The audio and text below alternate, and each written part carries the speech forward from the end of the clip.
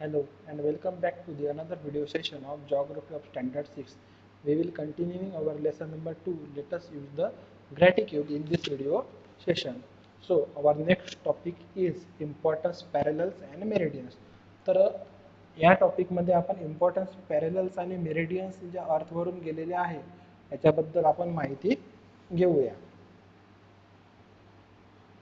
Let us get acquainted with some important parallels and meridians. तर आपण काही importance पॅरलल्स आणि मेरिडियन बद्दल शिकूया. All places between 23°30' north and south of equator receives perpendicular rays on 2 days in the year. तर बघा 23°30' south. तर बघा ही 23°30' south आणि नॉर्थ या दोन्ही याच्या मधातली जी जागा आहे म्हणजे हा जो एरिया आहे या एरियामध्ये 2 दिवस रेस परपेंडिक्युलर पडतात sun rays. Other areas of the earth never get perpendicular rays. आणि अर्थचा बाकी जो एरिया आहे इथून वरचा आणि इथून खालचा इथे कधीच परपेंडिक्युलर रेस पडत नाही. The parallels of at 23°30' north and 23°30' south of equator are called Tropic of Cancer and Tropic of Capricorn respectively. तर बघा 23°30' नॉर्थला आपण ट्रॉपिक ऑफ कॅन्सर म्हणतो, 23°30' साऊथला आपण ट्रॉपिक ऑफ कॅप्रिकॉन असे म्हणतो. The parallels at 66°30' north and south of the equator are also important parallel. तर बघा 66°30' south आणि 66°30' नॉर्थ हे आपण दोन इम्पॉर्टंट पॅरलल्स आहे. In the area between these two parallels, throughout the year, daytime lasts within the limit of 24 hours. These are called the Arctic Circle and the Antarctic respectively. Depending on the season, daytime म्हणजे काय सन being visible in the sky. Daytime म्हणजे जोपर्यंत आपण सूर्य आकाशात बघतो तेवढा वेळ can be greater than 24 hours in the areas between polar circle and the poles. तर बघा पोलर सर्कल किंवा पोल्सवर जो डे टाइम आहे म्हणजे जेवढा वेळ आपण सूर्य बघू शकतो तो एरिया 24 hours वरून जास्त असू शकतो. म्हणजे इथे जो सूर्य हा 24 घंटे आपल्याला बघायला मिळू शकतो. The maximum duration of the sun's appeared in the sky can be 6 months. आणि हा जो पार्ट आहे साऊथ पोल किंवा नॉर्थ पोल या पार्ट मध्ये सन तुम्हाला नियर अबाउट 6 मंथ्स पर्यंत तुम्हाला कंटिन्युअस सन बघायला मिळू शकतो. At the poles based on the season during this period the sun continuous to move in a spiral on the horizon. आणि या इथून तुम्हाला हॉरिझॉनवर असं स्पायरली तुम्हाला सन फिरायला दिसेल. पण सीझनवर डिपेंड आहे. हा जवळपास 6 महिने म्हणजे सूर्योदय झाल्यावर तो 6 महिने तुम्हाला आकाशातच बघायला मिळेल. We have seen in standard 5 that the earth axis is inclined. आपण स्टँडर्ड 5 मध्ये शिकलो की अर्थ जी ॲक्सिस जी आहे ती इन्क्लाइन्ड आहे. These important parallels arise because of its inclination by 23°30'. आणि याचं इन्क्लाइन किती डिग्री आहे 23°30' ने इन्क्लाइन आहे. तर समोर बघूया due to the duration and the intensity of sunlight, different temperature zones are formed on the earth. This zone gives rise to the pressure belt. तर बघा अर्थची जी ॲक्सिस आहे ही टिल्ट आहे आणि ही टिल्ट असल्यामुळे इथे सनरेज एकासारखे पडत नाही. कुठे परपेंडिक्युलर पडतात कुठे अँगल घेऊन पडतात. त्यामुळे अर्थवरचा जो एरिया आहे हा एकसारखा टेम्परेचर मेंटेन करत नाही. कुठे टेम्परेचर जास्त असते आणि कुठे टेम्परेचर कमी असते. तर बघा इथे एक क्वेश्चन दिला आहे वाचून घेऊया. Think a little which important parallel passes through India. तर इंडियामधून कोणता इम्पॉर्टंट पॅरलल गेला तर बघा हा इंडियाचा नकाशा तुम्हाला बघायला मिळतो आहे. तर बघा हा जो पॅरलल आहे 23°30' नॉर्थ म्हणजे ट्रॉपिक ऑफ कॅन्सर हा इम्पॉर्टंट पॅरलल जो आहे हा इंडियामधून गेलेला आहे.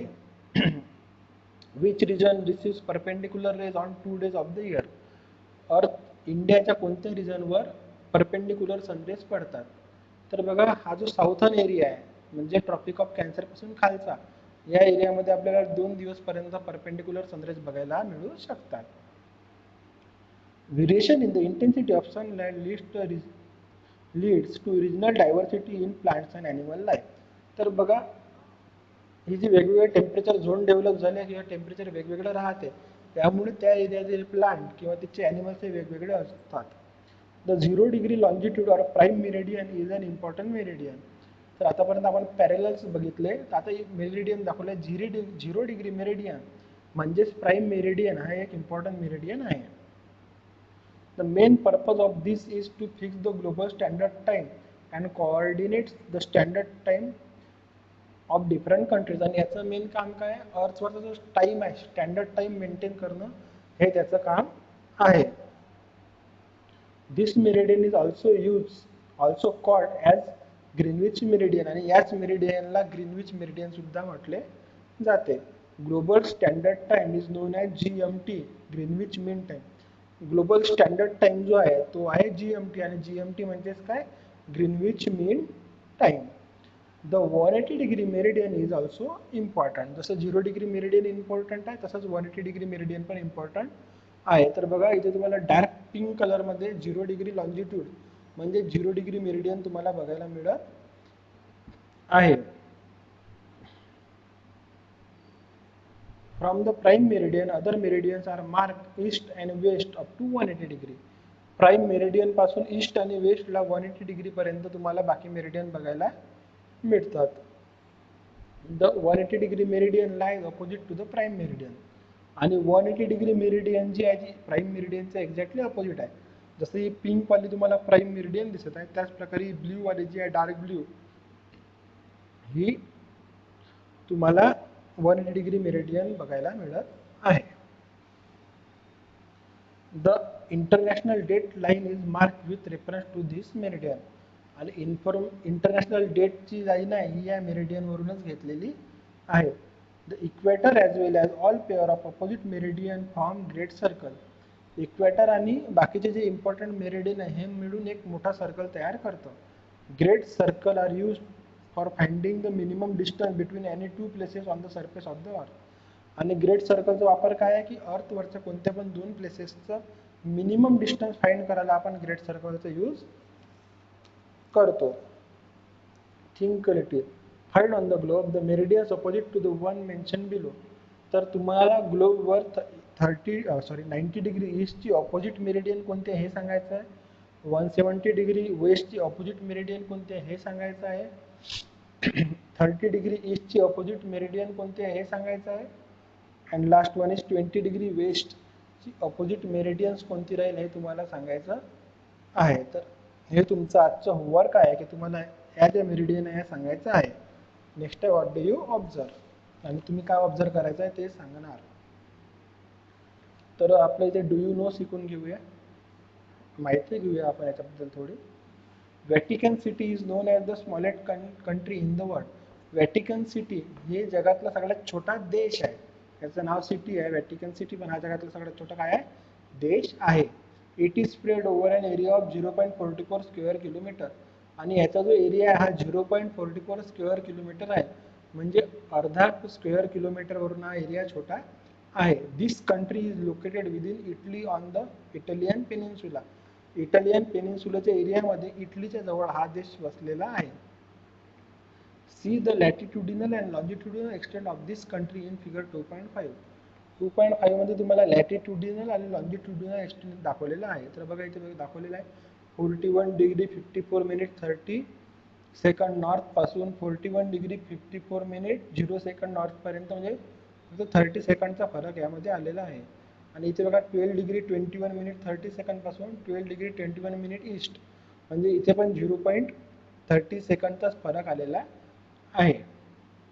From west to east and also from north to south there is no difference in the degrees or minute of latitude or longitude, but the difference is only in second. तर इथे तुम्हाला बघायला मिळतं की याचा जो डिफरन्स हा minute डिग्रीमध्ये पण नाही आहे आणि मिनिटमध्ये नाही आहे, फक्त काही सेकंड्समध्ये हा डिफरंट आलेला आहे. From this you will get an idea about the use of the smaller units of minute and second in angular measurement. आणि अशा काही लहान देशामुळेच तुम्हाला एक गोष्ट लक्षात येईल की जे पार्टिशन केलेलं आहे डिग्रीचं मिनिटमध्ये आणि मिनिटचं सेकंडमध्ये, याचं इम्पॉर्टन्स तुम्हाला अशा काही जागेवरूनच माहिती पडेल. आय कॅन डू दिस, मी हे करू शकतो. Show the important meridian and parallel on the map, तुम्ही मॅपवर इम्पॉर्टंट मेरिडियन किंवा पॅरेलल शोधू शकता किंवा दाखवू शकता. Identify and make use of the important parallels and meridian, important parallels आणि मेरिडियन तुम्ही आयडेंटिफाय करू शकता किंवा ओळखू शकता.